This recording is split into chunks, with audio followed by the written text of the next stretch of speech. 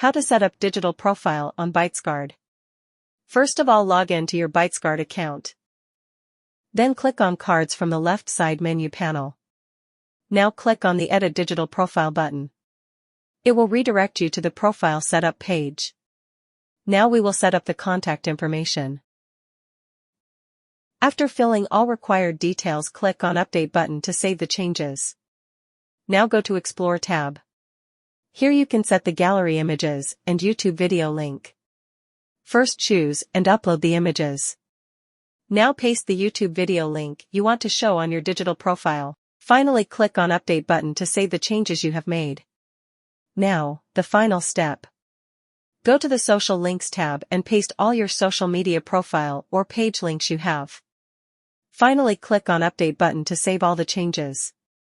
To see your digital profile, click on the Cards menu from left menu panel and then click on View Profile button. That's how easily you can set up your digital profile.